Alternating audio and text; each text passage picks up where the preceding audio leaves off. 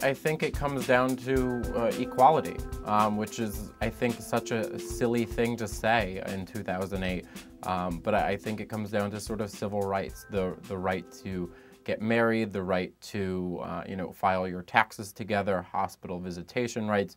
And I think beyond that is equality, including in the military with Don't Ask, Don't Tell, which seems to always be a hot button issue that pops up, once a year or so, but especially now with the presidential debate and candidates taking a side on the issue. But I think it comes down to basic civil rights.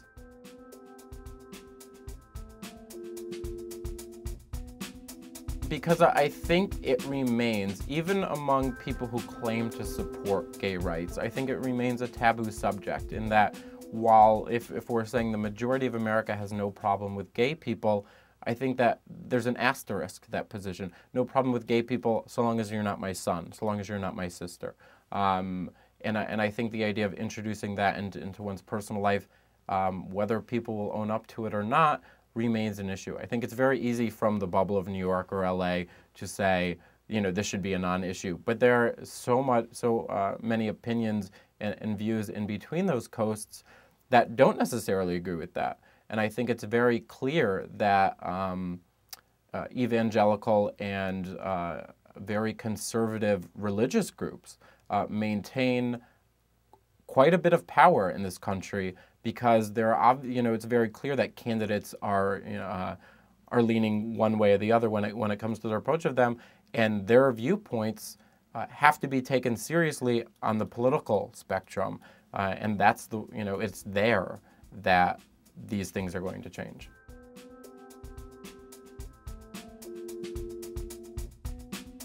I have a personal issue with the idea that some people can tolerate homosexuality. I do not tolerate women. I do not tolerate Black or Asian people. I embrace them as I would anyone else. And so I think right now we're sending this message of tolerance, and I think it is a stepping stone toward embracing, or even so much so that it's a non-issue. I think right now the goal needs to be to promote this as a normalized sort of behavior, and I think that if we're taking these sort of Band-Aid or sideways approaches to get to our final result, we're going to end up with something that's still not viewed very well. So I think the message we need to be pitching is this sort of normalized behavior. Gay people are just like straight people, they just sleep with the same sex. I mean, that's really all it comes down to.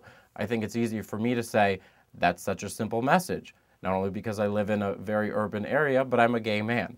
On the same token, I don't think it's very easy for other folks in more conservative parts of the country to accept that message.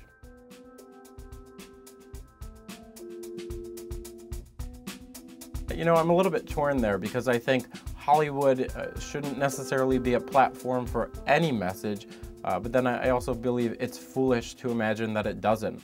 From the very basic of cutting out smoking from movies and what that did to views toward people who smoke.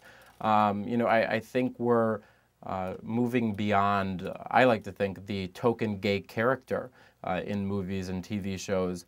But I don't think we're quite there yet. But I think that's important to show that even in mainstream movies, to have gay and lesbian characters who are normalized. They're not the token gay character. They are another character in that movie.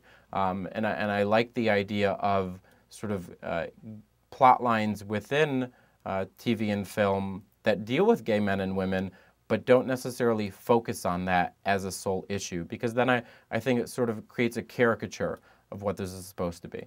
So I do think, to an extent, Hollywood does hold some responsibility, but homophobia exists in that industry like any other.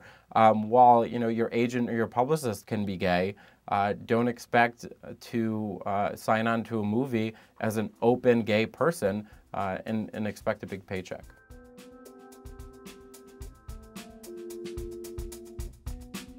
It's very easy for me as a moviegoer to say Hollywood, the institution, needs to change their ways. but I also think if they put a openly gay character in a major motion picture, I don't think it would perform as well as at the box office. So I think we do need to take small steps to reach that end-all goal. It's not going to happen overnight, and I think it'd be foolish to assume so.